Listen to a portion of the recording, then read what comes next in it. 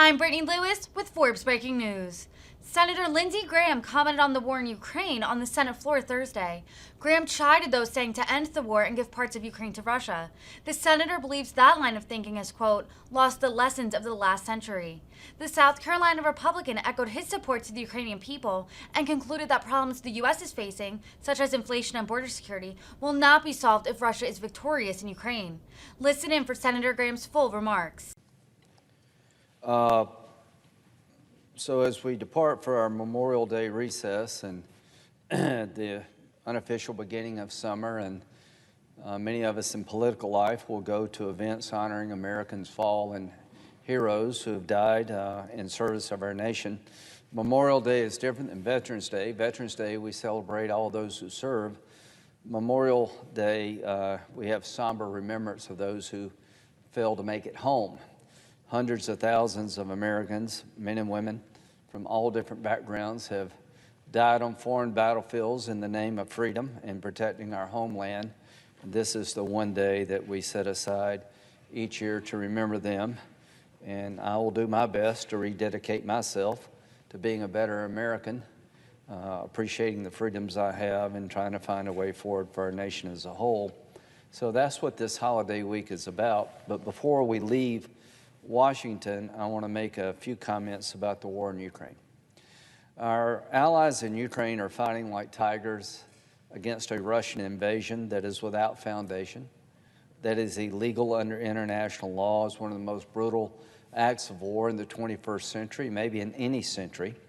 And I just want to let the Ukrainian people know that the American people are with you in your struggle for freedom. There's been some comments made by folks that I respect talking about the need to end this war where Ukraine has to recognize certain parts of their territory as actually Russian territory. I could not disagree more. Any effort to impose upon Ukraine a ceasefire that leads to a peace agreement where they have to give territory to Russia is not ending a war, it will be starting new wars. Have we learned nothing from the last century? Appeasing Putin in Ukraine makes him want more, not less. We found that to be true in the 30s with Hitler in Germany. So this idea that Ukraine needs to come to the table and give up Ukrainian land to Putin makes zero sense to me. All the people who have been fighting in Ukraine would have died in vain, and that line of reasoning I reject completely. Here's the state of play. Due to the commitment of the Ukrainian people to fight for their freedom in their homeland, Russia has been just delivered a mighty blow. Their army is in decline. They just changed their laws so that the limitation on service from 18 to 40 now has been lifted. There's a 63-year-old retired general fighter pilot shot down in Ukraine, Russian general. All I can say is that the Ukrainians have met their end of the bargain. This body, expressing the will of the American people, passed a $40 billion aid package. That's a lot of money, but you either pay now or later when it comes to Putin. I'm convinced, along with most of my colleagues here, that if Putin is successful in Ukraine, he only goes further, he never stops. My word's his. He wants to reconstruct his words, not mine. He wants to reconstruct the Soviet Union, the Russian Empire, whatever you'd like to call it. There are other nations in his crosshairs. So the battle in Ukraine will stabilize Europe if it's done right. If the battle in Ukraine ends where Putin feels like he got away with mass war crimes and was able to get territory by force of arms, he will not stop. China will surely, as I'm speaking, have a green light to go into Taiwan. So those who argue that we need to end this war by giving Ukrainian territory to Putin, you're starting another war in Asia, most likely. You're going to create a larger appetite for Putin, and I think you've lost the lessons of the last century. So we have much to understand about the nature of this war. We have Russian diplomats resigning in protest. You have people at concerts shouting some pretty vulgar things about the war. You have a Russian military that is under siege in terms of manning. More weapons we provide the Ukrainians, the more lethal they become on the battlefield, the more likely this war ends on favorable terms. So I just want to remind the American people as we go into this holiday, remembering those who sacrificed for our freedom, there is a hot war in Europe. It's 2022. Did anybody really believe after the fall of the Berlin Wall that we would be having a war with Russia in Europe trying to take over a sovereign country called Ukraine? Well, that's where we're at. And I guess one thing to learn about mankind is that the calendar may change, but there's a dark side of mankind, powerful people trying to push the less powerful around, people trying to take things through the force of arms rather than the rule of law. So I want the Ukrainian people to know that I am with you. I think most Americans are with you. We don't want you to entice Putin to go beyond Ukraine by surrendering your territory. We stand with you. Not 1 inch of Ukrainian territory should be given to Putin because he chose force of arms. The rule of law versus the rule of guns at stake.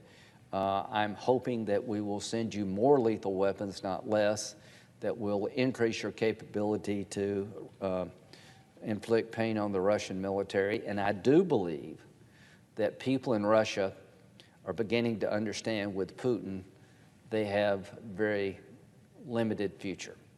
That if you continue to support Putin, the world will isolate you further. That we're not going to forgive and forget the war crimes. NATO is getting bigger. Finland and Sweden have applied to NATO. I've talked to Turkey. Our friends in Turkey hope we can resolve that. So it'd be wonderful in the next coming weeks here that the Senate in fast fashion could include 2 more members of NATO. That everything Putin wanted is backfired. That the Ukrainian nation still stands. That NATO is bigger, not smaller. That war crimes investigations move forward. They don't stall. So the International Criminal Court, Mr. Khan is doing a good job of gathering evidence against Russian atrocities committed by Russian military leaders and Russian forces, all under the control of Putin. And I just encourage that effort to go further. Ukrainian courts have convicted a Russian soldier of murder, a war crime. So what I would like to see is the Western world, the democratic world, reinforce our commitment to Ukraine, not talk about having to give Putin territory to end this war, because that is not a way to end the war, that's the way to expand the war. If we can end this through diplomatic means, great, but what should be off the table is rewarding Putin for this invasion. What should be on the table is a commitment to Ukraine, as long as they're willing to fight. As long as they're willing to fight and die for their freedom and their territory, we should help them, because Putin won't stop in Ukraine if he's successful. The blood and treasure that we spent since 9/11 it's been tough for our country, but not one American soldier is on the ground in Ukraine. They're not asking for soldiers. They're only asking for the ability to defend themselves, economic assistance, military assistance, and I do not want to let the pressure off Putin.